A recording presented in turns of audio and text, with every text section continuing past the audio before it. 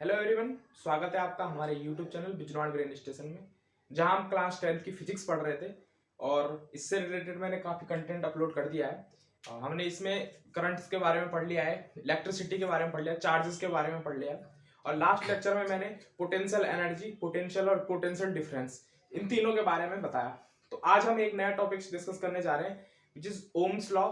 Ohm's law के बारे में हम काफ़ी डिटेल में बातें करेंगे। तो चलिए शुरू करते हैं लेक्चर बिना किसी देरी के।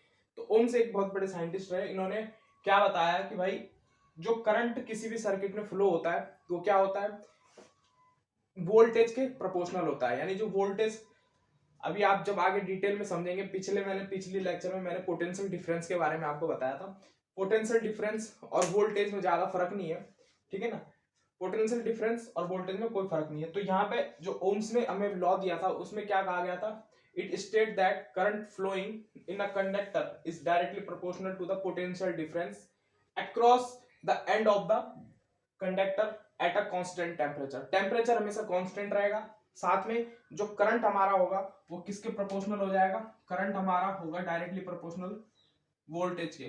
इसका मतलब क्या हुआ, जैसे जैसे हम वोल्टेज को इंक्रीज करेंगे वैसे वैसे जो इसमें करंट फ्लो हो रहा है, वो भी इंक्रीज होगा। दैट मीन्स डायरेक्टली प्रोपोर्शनल का मतलब क्या है कि एक दूसरे पे डिपेंड होना। तो यहाँ पे जो करंट है वो किस पे डिपेंड कर रहा है, वोल्टेज पे। जितनी ज्यादा वोल्टेज हम प्रोवाइड कराएंगे उतना ज्यादा करंट जनरेट हो पाएगा। जैसे मान लो 2 वोल्ट की बैटरी लगाई तो वहां पे जस्ट हाफ 1 एम्पियर का करंट जनरेट होगा। ये दोनों आपस में डबल में काम करते हैं, जितना ज्यादा वोल्टेज उसका डबल करंट हमारा जनरेट होने वाला है, ठीक है ना। तो करंट हमेशा डायरेक्टली प्रोपोर्शनल होगा potential difference which is V। तो अगर हम प्रोपोर्शनलिटी का साइन हटाएं तो यहाँ पे एक साइन निकल, एक प्रोपोर्शनलिटी कांस्टेंट जो हम लेते हैं which is 1/r which is resistance. r यहाँ पे क्या है, रेजिस्टेंस का काम करता है। रेजिस्टेंस क्या होता है अभी हम डिटेल में बात करेंगे, एक शॉर्ट बता दें। रेजिस्टेंस क्या होता है, एक अपोजिंग कंडक्टर होता है, यानी जो करंट को अपोज करने का काम करता है। करंट को अपोज करने का काम करता है, जिसकी वजह से मेनी टाइम्स हमारा क्या होता है, करंट लॉस भी होता है। तो ये इसके इनवर्सली प्रोपोर्शनल है, यानी जितना ज्यादा रेजिस्टेंस होगा करंट उतना ही कम होगा, उतना ही करंट अपोज होगा। रेजिस्टेंस ज्यादा करंट कम, वोल्टेज ज्यादा करंट भी ज्यादा, ठीक है ना। तो ये जरूर ध्यान रखना है आपको। तो अगर हम इसको इक्वेशन की फॉर्म में लिखें तो I R is equal to V, और इसको रिवर्स कर दें तो v is equal to I R, v is equal to I R. ये हमारा ओम्स का नियम, जिसे हम कह सकते हैं ओम्स लॉ, हमें दिया गया ओम्स ने। अब जरा यूनिट्स की बात कर ले हम, तो यूनिट्स देखें अगर, तो करंट की यूनिट आप जानते ही हैं, करंट की यूनिट हमारे पास एम्पियर होती है। तो जनरली, और वोल्टेज पोटेंशियल डिफरेंस की यूनिट आप जानते हैं वोल्ट होती है। तो करंट की अगर हम रेजिस्टेंस का फॉर्मूला यहां से बनाए तो V अपॉन आर, रेजिस्टेंस जो हमारा बना वो हो गया V अपॉन आर। तो V यानी वोल्ट या वोल्ट्स, और एम्पियर यानी करंट। तो ये इसका जो फॉर्मूला बन के आता है वो यूनिट्स इसकी निकल के आई, वो क्या आई, ohm volts meter, sorry volts ampere. इसकी यूनिट आई वोल्ट्स एम्पियर, ठीक है ना। तो ये हमारे पास ओम्स लॉ था, जिसमें हमें बताया गया कि जो करंट है वो हमेशा डायरेक्टली प्रोपोर्शनल होगा वोल्टेज के, और इनवर्सली प्रोपोर्शनल है रेजिस्टेंस के। रेजिस्टेंस के बारे में हम अगली स्लाइड में भी पढ़ेंगे। तो ये आप नोट कर लीजिए, वोल्टेज हमेशा डायरेक्टली प्रोपोर्शनल होगा, जितना ज्यादा हम वोल्टेज देंगे उतना ज्यादा करंट जनरेट होगा। ये आपको ध्यान रखना है। रेजिस्टेंस एक अपोजिंग कैरेक्टर है, जो क्या करता है, किसी भी करंट को अपोज करता है, और क्या करता है, लॉस ऑफ करंट का फाउंडर होता है, या लॉस ऑफ करंट का काम करता है। तो यहाँ पे रेजिस्टेंस क्या है, एक अपोजिंग कैरेक्टर आप मान सकते हैं यहाँ पे, ठीक है ना। तो जितना ज्यादा करंट उतना ज्यादा वोल्टेज भी होगा, ये आपको ध्यान रखना है। चलिए अब नेक्स्ट टॉपिक पे बात करते हैं हम, विच इज रेजिस्टेंस। आप इसको नोट कीजिए, फिर मैं इसको रब करके बोर्ड पे क्वेश्चन लिखता हूँ। चलिए फिर मैंने यहाँ पे रेजिस्टेंस के बारे में लिख दिया है। तो हम रेजिस्टेंस के बारे में समझेंगे, इसमें कोई ज्यादा समझने वाली बात नहीं है, बस डेफिनेशन आपको ध्यान रखनी है क्या होता है। It is the opposition offered by the particle of the conductor in the path of moving charge. जो किसी भी, आपने जब हमने फर्स्ट लेक्चर किया था तो हमने पढ़ा था चार्ज के बारे में। चार्ज किसी भी मैटर की एक प्रॉपर्टी होती है। मान लो ये कोई हमारा सर्किट जो हमने पीछे बनाया था सेम डायग्राम, उसमें जो हमारा करंट फ्लो हो रहा है, तो उस करंट को फ्लो कराने में जो रिस्पॉन्सिबल है वो हमारे चार्ज है।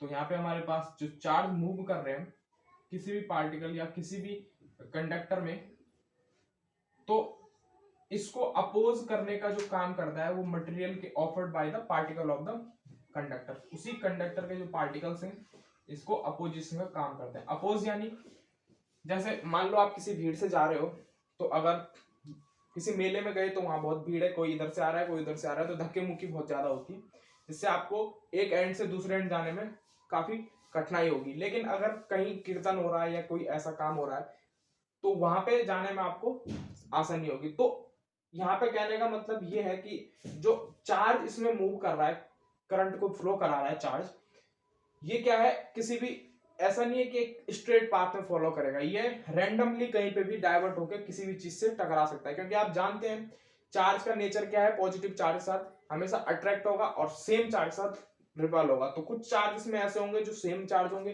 तो वहां से तो रिपल करेगा, दूसरी जगह टकराएगा। तो जो रेजिस्टेंस है ये इनका फ्लो कम कर देता है। मान लो जैसे हम किसी गाड़ी से जा रहे हैं, हमारा ब्रेक का काम क्या है, ब्रेक क्या करता है, गाड़ी की स्पीड को कम करता है। वैसे ही जो करंट है फ्लो हो रहा है सर्किट में, उसमें जो इलेक्ट्रॉन या जो चार्ज मूव कर रहे हैं उनको रेजिस्ट करने का काम, यानी उनका जो फ्लो है उसको धीमा करने का काम करता है रेजिस्टेंस। तो यहाँ पे जो रेजिस्टेंस का मेन क्या काम है, अपोजिशन, इसको क्या कहते हैं, रेसिस्ट भी कह सकते हैं आप, रेजिस्टेंस रेसिस्ट जो भी हो गया।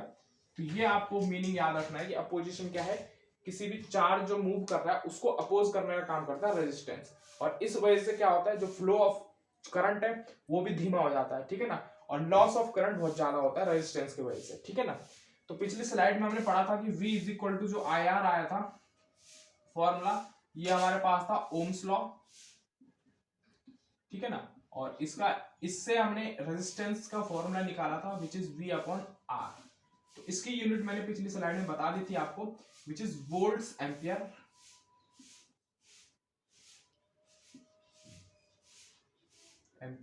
ठीक है ना, और ओम्स लॉ की यूनिट एक होता है V इक्वल टू IR। अगर देखें वो ओम्स लॉ की यूनिट होती है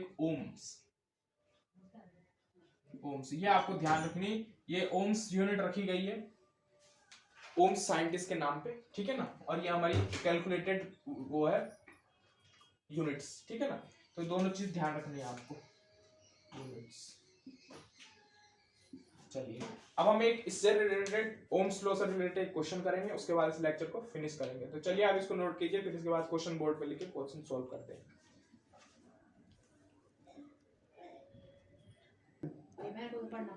चलिए मैंने यहाँ पे क्वेश्चन लिख दिया है बोर्ड पे, ठीक है ना। तो अब यहाँ पे क्वेश्चन जो लिखा है इसमें हमें क्या निकालना है, एक बार पढ़ लेंगे क्वेश्चन को।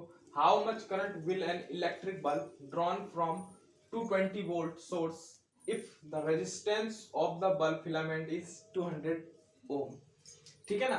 तो यहाँ पे हमें दे रखा है कि भाई जो करंट हमें निकालना है और एक बल्ब दिया हुआ है, उस पे जो बैटरी लगी है वो 220 वोल्ट की लगी हुई है, यानी वोल्टेज जो उसका है वो क्या है, गिवन जरूर लिखना है क्वेश्चन में, हेडिंग डाल के गिवन जरूर लिखना है। तो गिवन हमारे पास है 220 वोल्ट की हमारे पास बैटरी दी गई है, 220 वोल्टेज उसकी है, ठीक है ना। उसके बाद जो हमारे पास फिलामेंट का रेजिस्टेंस दिया हुआ है वो हमारे पास दिया हुआ है 1200 ओम, ठीक है ना। रेजिस्टेंस में हमेशा ओम लिखा जाएगा, जो मैंने यूनिट्स बताई थी गलत नहीं है, लेकिन सिंपली छोटे चक्कर में लिखने के लिए, छोटे रिप्रेजेंटेशन के लिए ओम लिया जाता है, ठीक है ना। तो अगर हम फॉर्मूले को देखें तो V इक्वल टू IR, और हमें निकालना है करंट, तो I equal to V by R। तो V हम जानते हैं क्या है 220 वोल्ट, और जो रेजिस्टेंस है वो 1200 वोल्ट करंट ओम। तो ये कट जाएगा, ये हो गया 11/60 एम्पियर करंट, ठीक है ना। तो इतना करंट जनरेट होगा या इतना करंट फ्लो हो रहा होगा 220 वोल्ट की बैटरी से, जिसमें रेजिस्टेंस इतना है 1200 ओम का, ठीक है ना। इस तरीके से इन क्वेश्चनों को करना था। एक दिन हम लेक्चर लेके आएंगे पूरा, जिसमें पूरा इलेक्ट्रिसिटी के जितने भी क्वेश्चंस या जितने भी टॉपिक्स के क्वेश्चन बन सकते हैं वो हम कराएंगे आपको, ठीक है ना।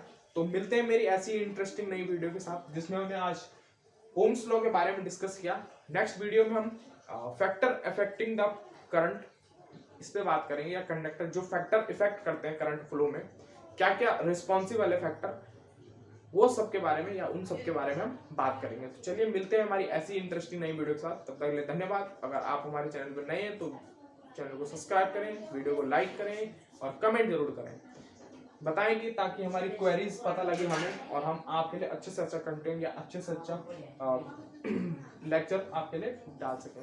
मिलते हैं नेक्स्ट वीडियो में, तब तक के लिए धन्यवाद।